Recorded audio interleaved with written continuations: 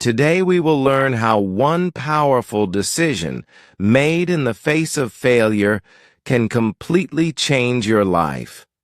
Welcome back to Mindset English, the channel where real stories inspire real progress in your English journey. If you've ever felt stuck, frustrated, or embarrassed about your English skills, this story is for you. Because just 5 months ago, I was exactly where you are. My name is Jake. I'm 26 years old and I'm from Brazil.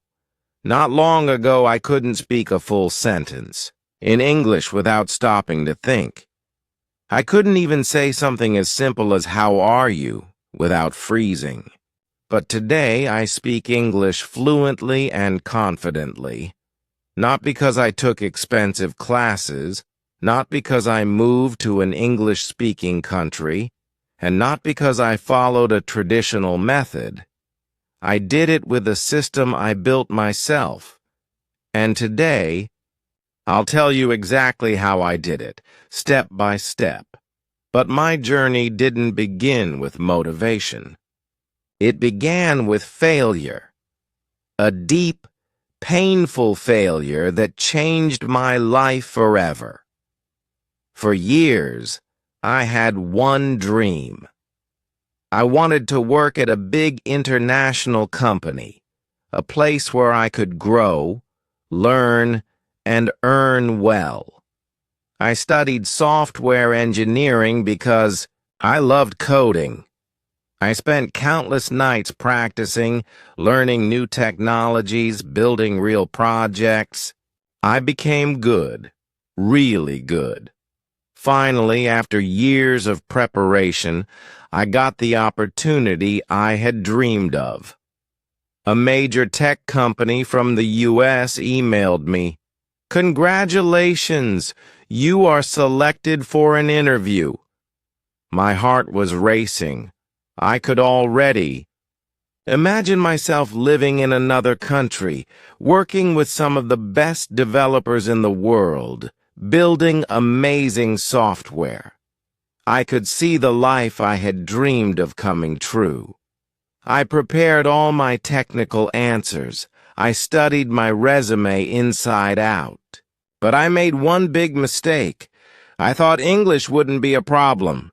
After all, I could read technical articles, understand documentation, and write emails. I thought that would be enough. Then the interview day came. I opened Zoom. 3 interviewers, all native English speakers, were already waiting. The moment they started talking, I froze. It felt like someone had hit fast forward on their voices. I couldn't keep up. I couldn't understand their questions clearly. The first question came. "Jake, can you tell us a bit about yourself and your experience in software development?" I had practiced this answer 100 times in Portuguese, but now in English, my mind went completely blank. I tried to speak. "Yes, I am software. I do coding, many projects. Good. I'm very good. That's all I managed." The silence afterward felt like someone had dropped a heavy stone in my chest. One of them smiled politely and said, "All right, Jake. Thank you for your time." And that was it. I didn't get the job. Not because I wasn't good at coding. I was. I had the skills. But I couldn't communicate. That day, I realized something powerful. English wasn't just a language. It was the key to my future. And I didn't have it. I felt humiliated. I had never felt that kind of shame before. For years, I told myself I didn't need English. I believed that being good at my job would be enough. But now I knew the truth. Without English, I was invisible. That night, something changed inside me. I made a decision. I will learn English, and I will learn it fast. Now, most people, when they start learning English, do one thing. They sign up for expensive classes. But I had already tried that. A year earlier, I paid for an online course. It looked professional. The teacher gave us vocabulary lists, grammar rules, and tests.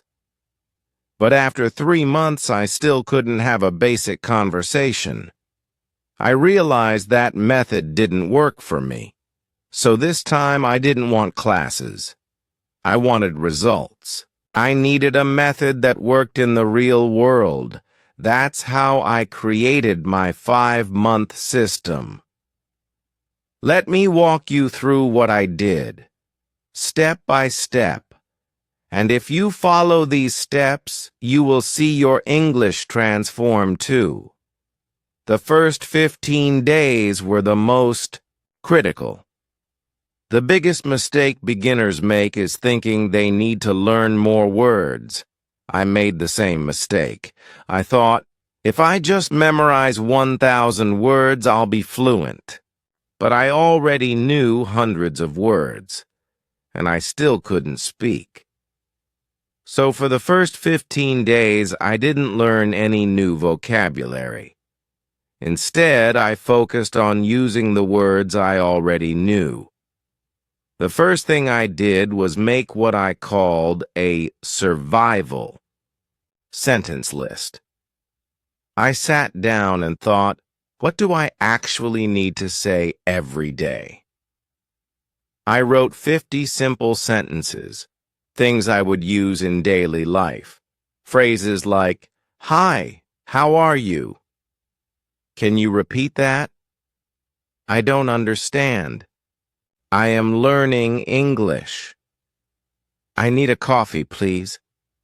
Every morning I read these 50 sentences out loud, 10 times each. It felt silly at first. My mouth didn't move easily. My tongue felt slow, but after 5 days, the sentences became automatic. I didn't have to think. They just came out. The second thing I did was speak to myself in English every day. This is one of the most powerful techniques I used. Whenever I was alone, I described what I was doing in English. In the shower, I would say, I am taking a shower. The water is hot. I feel relaxed. When I cooked breakfast, I'd say, I am cooking eggs. I like eggs. They are easy to make. I felt stupid at first. But this was my private classroom. No one could judge me. And within a week I started thinking in English. Third, I practiced 5 new sentences from movies or real conversations every day, but with a twist. I didn't just repeat them. I copied the exact pronunciation, rhythm, and emotion. If the actor was angry, I sounded angry. If they whispered, I whispered. This trained my ear and mouth to sound natural. And after just 15 days, something amazing happened. I stopped translating in my head. English started flowing. But this was just the beginning. After 15 days, I entered the second phase, real practice. Now I could say basic sentences without thinking. But I wanted more. I wanted to have conversations. I wanted to understand native speakers clearly and respond without fear. So I developed a new technique I called the question and answer method. Here's how it works. Step 1. I ask myself a question in English. Step 2. I answer immediately, without thinking too much. Step 3. I repeat the question with different answers, adding more details each time. For example, question: What did you do today? Answer 1. I worked. Answer 2. I worked on my project.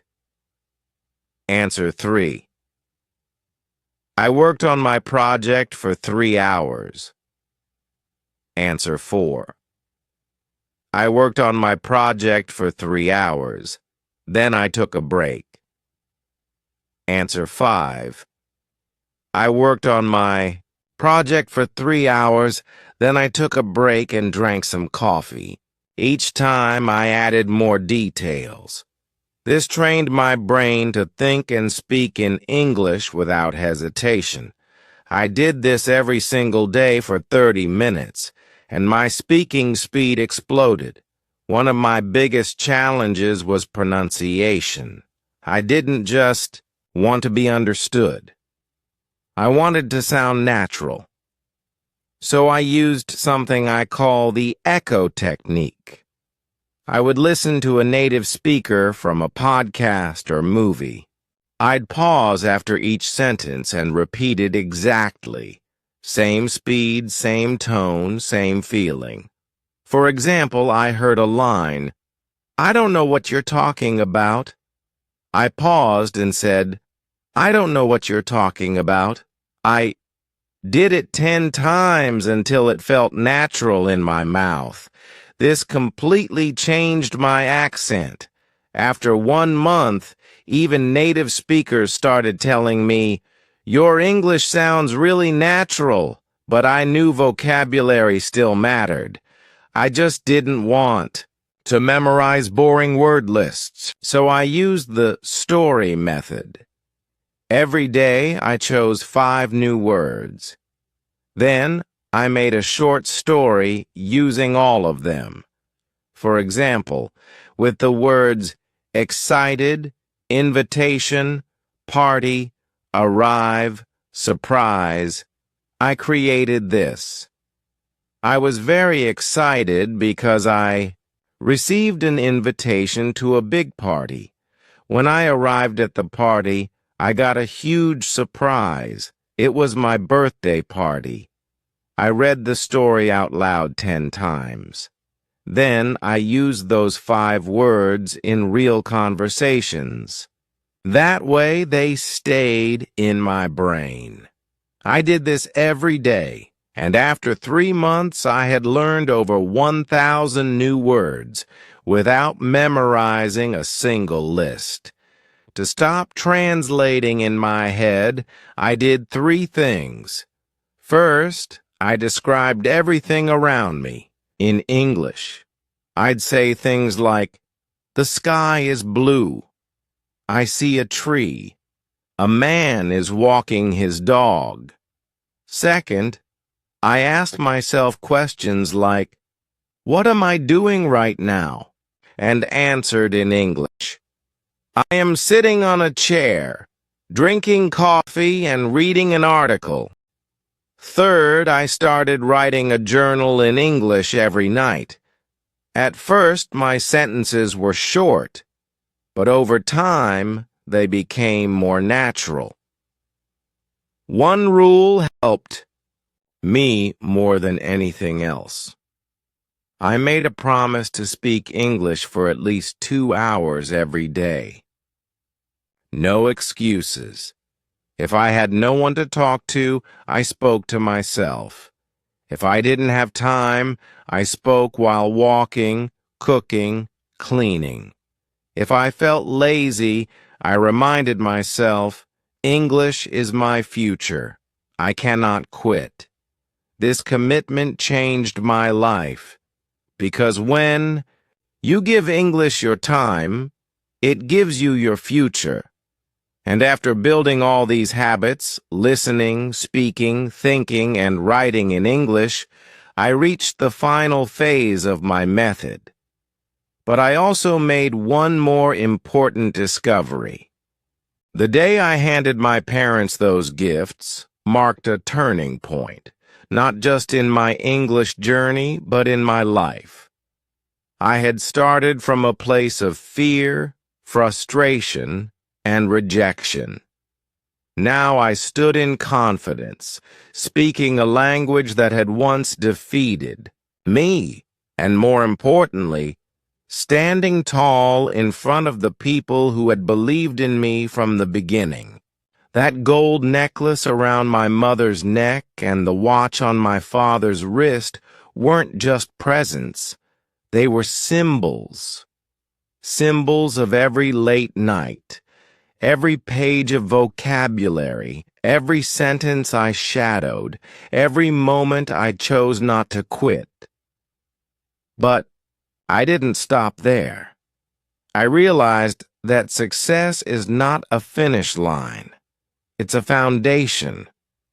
Once I had built my English skills to a level where I could speak, listen, write, and even joke comfortably, I asked myself, what next?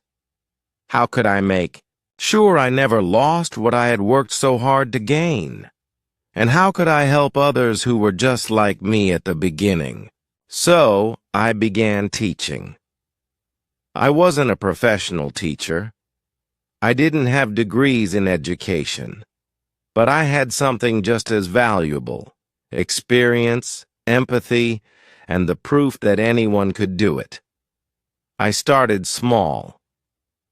A few of my co-workers at the office had also been struggling with English, so I invited them to join me during lunch breaks.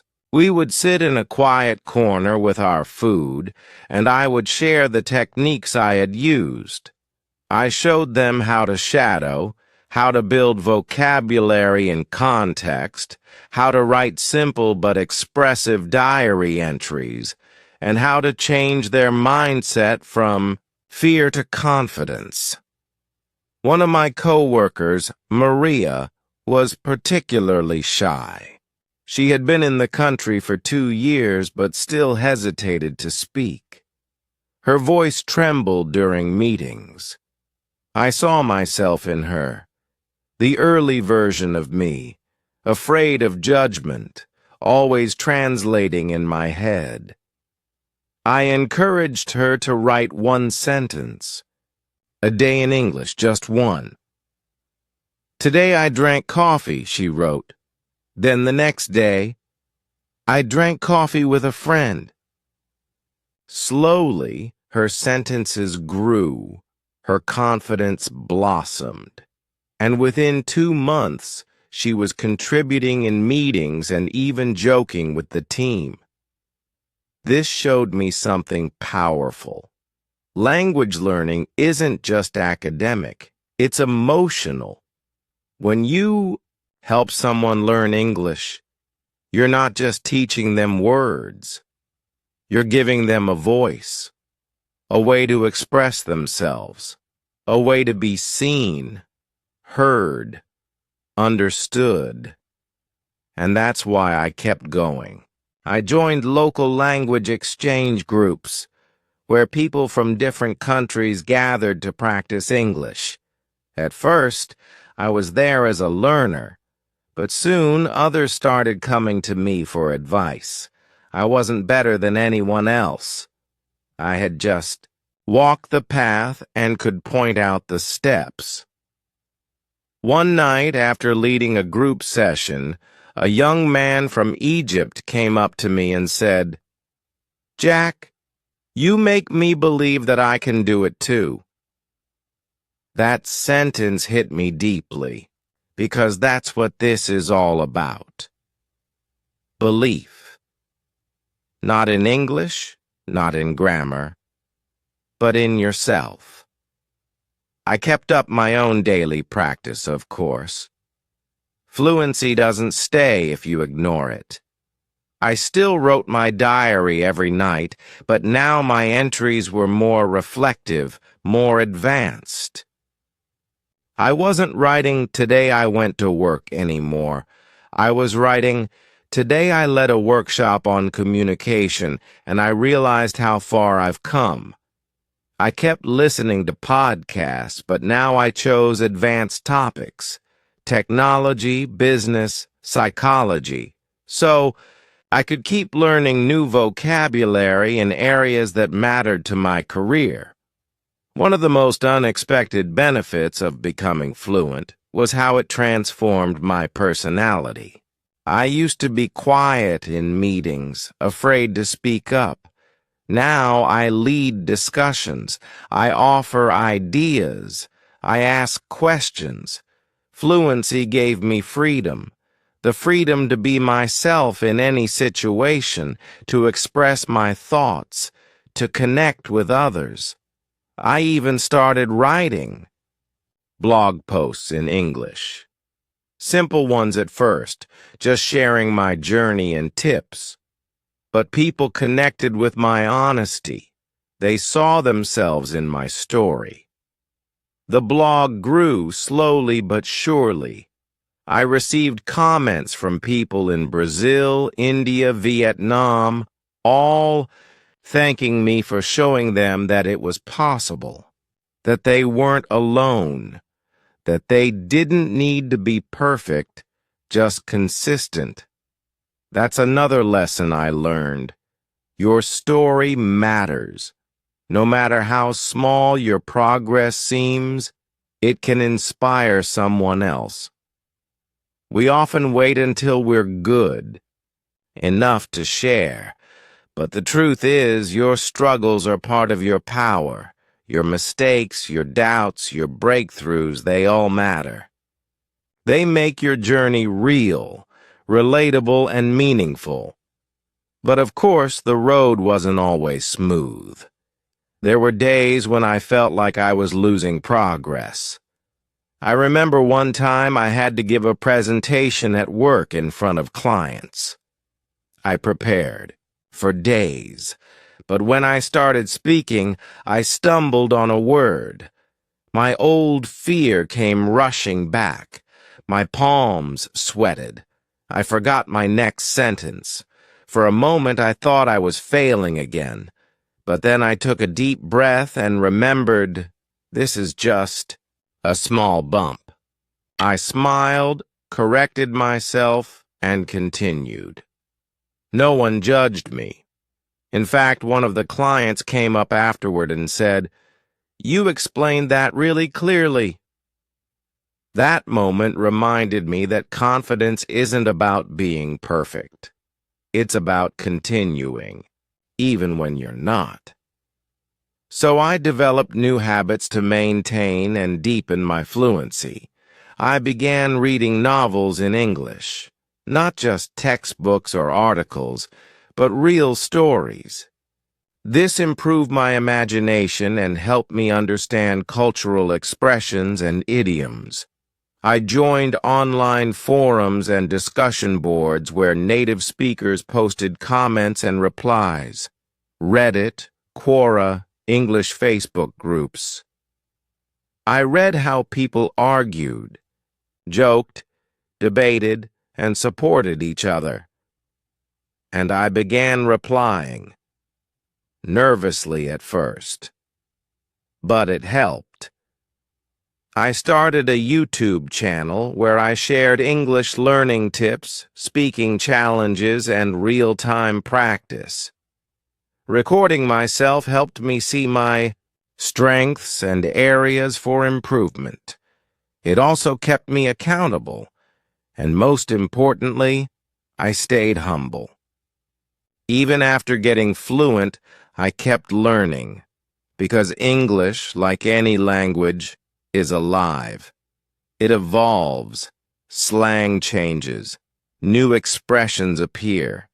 The learning never ends. And that's a good thing, because the more I learn, the more connected I feel to the world. And here's the part I want you to truly understand. I wasn't special. I didn't have extra time or extra money. I didn't go to expensive schools or live in an English-speaking country my whole life.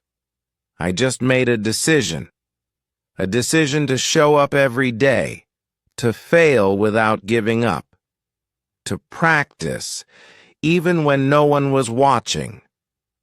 And that decision changed my life. Now, I want to give you the same opportunity. Wherever you are in your English journey, whether you're just starting or feel stuck halfway, I want you to believe something with all your heart. You can do this. Don't compare yourself to others. Compare yourself to who you were yesterday. Celebrate small wins. Learn from small mistakes. Speak when you're scared. Write when you feel lazy. Listen when it feels boring. Because every action, no matter how small, adds up. Here's what I recommend. Start a diary in English. 1 sentence a day, then 2, then a paragraph. Don't worry about grammar, just write. Practice shadowing. Choose a short video of a native speaker, put on headphones, and repeat exactly what they say. Focus on tone, rhythm, and pronunciation. Speak to yourself. Yes, out loud. Describe what you're doing. I'm making tea. I'm going to work. It's a beautiful day. You're building fluency through habit. Join an English community, online or offline. Practice with others. Make friends who support your journey. And most of all, never stop. You're not just learning English. You're building a future where you can apply for that job, travel to that country, make that friend, tell your story, and live the life you imagine. Let my journey be your proof. Let my voice remind you that nothing is too difficult if you keep going. Imagine where you could be in 6 months. Speaking fluently, writing confidently, thinking clearly, living freely. That's not a dream. It's your next chapter. So take the first step today, not tomorrow. Today. Write 1 sentence, watch 1 video, say 1 thing in English, and tomorrow, do a little more. Because every great journey starts with a single brave moment. And this right now is yours. If this story inspired you, don't forget to like this video, share it with a friend who's learning English, and subscribe to my channel for more powerful English learning journeys. We are in this together. Let's grow. Let's learn. Let's succeed. I believe in you. Now it's time for you to believe in yourself.